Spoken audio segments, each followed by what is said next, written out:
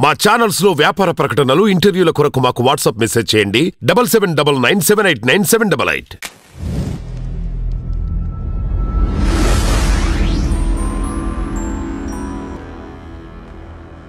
ఇకపోతే Salaar weekend collections గురించి already మాట్లాడేసుకున్నాము. దీంట్లో అంటే ఇప్సీ యానిమల్ సినిమా మనకు ఆల్రెడీ ఏంటంటే first day, second day, third day weekend బాగా ఆడినా కూడా లాంగ్ రన్లో 840 కోట్లతో ఆగిపోయింది. అది అంటే ఫస్ట్ 3 డేస్కే 600 కోట్లు 700 కోట్లు వచ్చేసాయి.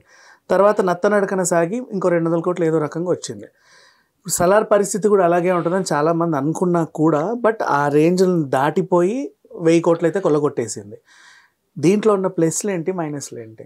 ముఖ్యంగా ఫస్ట్ మనం కంగ్రాచులేట్ చేసుకోవాల్సింది సలార్ టీమ్కి. తన రికార్డ్స్ని తనే బద్దలు కొట్టుకున్నాడు. ప్రభాస్ బాహుబలియే 1000 crores క్లబ్లో చేరింది, ఫస్ట్ తెలుగు సినిమా ప్రభాస్ కెరియర్లో అనుకుంటే. సో తన రికార్డ్ని తను బద్దలు కట్టుకొని ఇంకా ముందుకు సాగుతున్నాడు. It is not stopping. ఈ రోజుతో ఆగిపోయే కలెక్షన్స్ కాదు అది. ఈ రోజు కూడా ఇందాక చెప్పినట్టు ఈ రోజు కూడా హౌస్ఫుల్ కలెక్షన్స్తోనే వెళ్తోంది అనమాట ప్రభాస్ సినిమా. సో నెక్స్ట్ దీంట్లో ప్లస్లు మైనస్లు, లాజికల్ ఇల్లాజికల్ పాయింట్స్ గురించి డిస్కస్ చేసుకుందాం. అంటే ఇల్లాజికల్ అంటే కొంచెం సినిమాటిక్ లిబర్టీ యూజ్ చేసుకున్నాడు కదా. సినిమాని సినిమాలాగా చూస్తే మనకు లాజికల్ అన్లాజికల్ అనేవి తెలియవు. Because we are loving a cinema. As a cinema lover నేను ఒక సినిమాని సినిమా లాగానే చూస్తాను. పైగా ప్రభాస్ గారి సినిమా దాంట్లో ఇంకా చెప్పాలి అనుకుంటే ప్రభాస్ టాటూ కనిపించకుండా ఒక షర్ట్ వేసుకోవడము, చాలా మందికి వచ్చిన డౌట్లు కూడా ఎవరి డిజైనరు, ఆయన ఏంటి, ఇక్కడేమో హాఫ్ షర్ట్ వేసుకొని మీరు సినిమా చూసుంటే ఈ షర్ట్ అంతా ఫుల్ ఉంటుంది ఆయనకి. అది ఎప్పుడు రివీల్ అవుతుంది టాటూ రివీలింగ్? ఆ ఇంటర్వెల్ ఫైట్ అప్పుడు ఆ షర్ట్ తీసేయంగానే అక్కడ ఒక సింహం టాటూ, ఆయన ఏదైతే సీల్ ఉంటుందో ఆ సీల్ చూసి అందరూ భయపడతారు. సీల్ కనపడింది, ఈ సీల్ నాపింది, సీల్ ముద్రించిన వాడే అని చెప్పి. సో అలాంటి చిన్న చితకా పాయింట్లు గుర్తుపట్టే వాళ్ళు కూడా ఉంటారు. నేను అలాంటి అన్లాజికల్ పాయింట్స్ గురించి మాట్లాడదలుచుకోలేదు. What we have seen in the cinema, ఒక 70mm సెల్యులాయిడ్ మూవీలో మనం చూసినప్పుడు మన కళ్ళకి అరే ఇది మరీ ఓవర్గా అనిపిస్తుంది. ఎంత పెద్ద సినిమా అయిన ఇప్పుడు బాహుబలి అలాంటి సినిమాలకు వాళ్ళు ఎందుకు ఎక్కువ టైం తీసుకుంటారో కొంతమంది డైరెక్టర్లు, ప్రజలు తప్పెతకడానికి వెనకాడడం, దాంట్లో కూడా ఎక్కడో ఉంటారు మరి ఇది అని చెప్పి.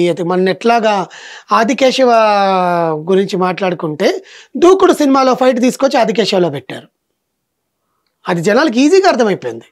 సో అలాంటి పొరపాట్లు ప్రశాంత్ నీల్ చేసి ఉంటాడా అంటే చేసి ఉంటాడు. ఇక్కడ మనం మాట్లాడుకునే పాయింట్లు ముందు logical points are plus points ఏవైతే సినిమాకి మెయిన్ హైలైట్ ప్రభాస్ 6 అడుగుల కటౌట్ అక్కడ ముందు పెట్టేసి చూడండి, మీరు ఆయన్ని ఎట్లా చూడాలనుకుంటారో అటు చూడండి. ఎందుకంటే ఒకప్పటి కాలంలో ఎన్టీ రామారావు గారు వచ్చి నిలబడితే చాలు, ఆయన ఏ వేషమైనా వేయనివ్వండి, ఆయన చేతిలో కత్తి ఇవ్వనివ్వండి, ఆయన చేతిలో డోల్ ఇవ్వనివ్వండి, ఆయన చేతిలో ఒక డమర్కం ఇవ్వనివ్వండి, ఏదైనా ఇవ్వనివ్వండి, ఆయన ఉన్నాడంటే జనాలు వెళ్ళి నీరాజనం పట్టేవాళ్ళు. ఇక్కడ నేను రామారావు గారితో ప్రభాస్ని పోల్చట్లేదండి, మళ్ళీ మేము తప్పు కడుతున్నాను. I'm telling about the fans. జనాలు ట్రెండ్ని మారిపోయిన జనాలు మారరు అంటారు కదా, అది ఎందుకంటే ఒక హీరోని నేను ఎలా అయితే చూడాలనుకుంటాను అలా మీరు హీరోని చూపించినప్పుడు జనాలు అలాగే కళ్ళప్పగించి చూసేస్తారు. సో అప్పట్లో ఎన్టీ రామారావు గారిని ఎలా చూసారో నేను అలాంటి జన ప్రపంచనాన్ని ఈరోజు మళ్ళీ ప్రభాస్కి చూస్తున్నాను. అంటే చిరంజీవి గారు చాలామంది చూసుంటారు, బట్ ప్రభాస్ ఒక కట్అవుట్, ఒక లేచి ఒక అంత ఎత్తు మనిషి ఒక హల్క్ లాగా వచ్చి అడుగు పెడుతుంటే ఇవన్నీ మనం ఇంగ్లీష్ సినిమాలో చూస్తాం. థార్ని, ఐరన్ మ్యాన్ని, హల్క్ని, ఇలాంటి ఎలివేషన్స్ అని మనకు అక్కడ చూపిస్తారనమాట. అలాంటి ఒక ఎలివేషన్ మన తెలుగు హీరోలు ఎవరికయ్యా ఇవ్వచ్చు అంటే అది రెబెల్ స్టార్ ప్రభాస్కి ఇవ్వచ్చు. సో ఆయనను అలా 6 అడుగుల మనిషిని ముందుకు చూపించినప్పుడు అదే ఒక ప్లస్ పాయింట్ సినిమాకి. Salaar is equal to Prabhas, అదొక నేమ్. సలార్ అనేది ఒక పేరు ఆయనకి. ఆ పేరు ఎందుకు వచ్చిందని మన సెకండ్ పార్ట్లో తెలుస్తుంది. మైనస్ల గురించి మాట్లాడుకుంటాం. సో ఇంకా ఉన్నాయి plus points. Okay, so plus points సెకండ్ది క్యారెక్టర్స్ ఆఫ్ ద ఫిలిం. అంటే సినిమాలో ఈ పాత్రకి వీళ్ళు తప్ప ఇంకొకరు న్యాయం చేయలేరు అనుకునే పాత్రలు కోకొల్లలు ఉన్నాయి. మనం కూడా ఇంటర్వ్యూ చేసాం, వాళ్ళు 100 మంది నిజంగా అండి. ఆఖరికి ఒక క్యారెక్టర్ ఆర్టిస్ట్ ఆ 2 నిమిషాలు డైలాగ్ చెప్పిన ఒక ఆర్టిస్ట్ని కూడా రికగ్నిషన్ ఇప్పుడు పొందిందంటే బికాస్ ఆఫ్ ద క్యారెక్టరైజేషన్. ఆ అమ్మాయి ఫర్జానా, కార్తికేయ దేవి చిన్నప్పుడు క్యారెక్టర్ చేసిన పృథ్వీరాజ్ క్యారెక్టర్. పృథ్వీరాజ్ని డబుల్ యాక్షన్లో చూపించారు, శివరాజ్ మన్నార్ అండ్ వరదరాజ్ మన్నార్ ఇద్దరిని చూపించడం. మన జగపతి బాబు గారు ఆయన ఎక్కడున్నా ఆయన కళ్ళతోనే చేసేసాడండి ఈ సినిమాలో. యాక్చువల్ అన్నిటికన్నా ముగ్గురు గురించి నేను మాట్లాడాలనుకుంటున్నాను బేసికల్గా. ఈశ్వరీరావు గారు 3 ladies of the film, apart from Shruti Haasan the main lead. 3 pillars అనుకోవచ్చు వీళ్ళు ముగ్గురిని. ఒకటి ఈశ్వరీరావు గారు ప్రభాస్కి తల్లి క్యారెక్టర్ చేసింది, రెండోది ఓబులమ్మ ఝాన్సీ, మూడోది శ్రేయారెడ్డి రాధారమ్మ అన్నారు. సో వీళ్ళ ముగ్గురు గురించి ఎందుకు మాట్లాడాలనుకున్నానంటే సినిమా కథ చుట్టూ తిరిగేది శృతి హాసన్, కానీ వీళ్ళ ముగ్గురు ఇంపాక్ట్ ఎక్కువ ఉంటుంది సినిమాలో. స్టార్టింగ్ తీసుకుని వస్తే ఝాన్సీ, సినిమా ఇంట్రడక్షనే ఓపులమ్మ క్యారెక్టర్ని నాకు తెలిసి ఝాన్సీ గారు జయం మనదేరా తర్వాత నేను ఝాన్సీని మళ్ళీ చూశానండి. జయం మందేరాలో అంత రెబలిజము, అంత అది ఆమెలో ఉండే వేరియేషన్స్ని చాలామంది డైరెక్టర్లు చాలా రకాలుగా చూపించేశారేమో, కానీ she's a born artist basically.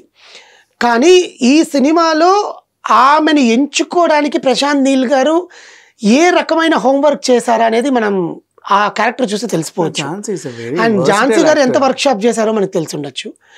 Second Eshwari Rao గారు, ఆల్రెడీ కేజీఎఫ్లో ఆమెను చూసేసాము. ఆమె చాలా రకమైన క్యారెక్టర్స్, చాలా మంచి మంచి క్యారెక్టర్స్ చేస్తుంది మన తెలుగులో కూడా. అలాంటిది ప్రభాస్కి ఒక మదర్గా, అంటే ఒక కొడుకు ఎవరు చెప్తే వింటారు మాట. ఆమె ఎడవకూడదు, కొట్టకూడదు, సౌమ్యంగానే ఉండాలి, అలాగే క్యారెక్టర్ చెప్పాలి. అలా ఆమె చెప్తుంటే ఆ కొడుకు అర్థమైపోవాలి. కొడుకే కాదు చుట్టుపక్కల వాళ్ళకి కూడా అర్థమైపోవాలి ఈమె పిచ్చి తల్లా, ప్రేమించే తల్లా, ఎటువంటి రకమైన తల్లి అని. అలాంటిది ఈశ్వరీరావు గారు. అన్నిటికన్నా ఆ మూవీ మొత్తం తన చేతుల్లో ఇట్లా పట్టేసుకొని జనాలందరినీ ప్రభాస్ తర్వాత, అంటే ప్రభాస్తో పాటు అందరు పృథ్వీరాజ్ అనుకుంటారు కానీ ప్రభాస్తో పాటుగా చేసింది Shreya Reddy. She has came back with a bank like anything. She came back with a bank like anything. యాక్చువల్గా శ్రేయారెడ్డి రీసెంట్గా ఒక బైట్ చెప్పింది కూడా, నా క్యారెక్టర్ ఏంటండి అంటే ఆడపిల్ల నవ్వకూడదు అంతే. ఇప్పుడు ఆడపిల్లకి నవ్వు అనేది అందం, విలన్ కూడా నవ్వుతారు కదా. కానీ ఇక్కడ దీంట్లో ఒక ఆడపిల్ల క్యారెక్టర్ని, ఇది ఒక ఆడపిల్ల నవ్వకూడదు, యూ షుడ్ నాట్ స్మైల్. రాధారమ నవ్వదు అంతే, నువ్వు నవ్వు అనేది నీ ముఖంలో ఉండకూడదు. అంటే ఆమెను చిరాగ్గా పెట్టాలా, కోపంగా పెట్టాలా, ఎన్ని రకాలుగా. అంటే ఆమెకు ఇచ్చిన ఒకే ఒక్క దాన్ని ఏమంటారు మనకు నవరసాల్లో ఆమెకి ఇచ్చిన ఒకే ఒకటి రసం అంతే.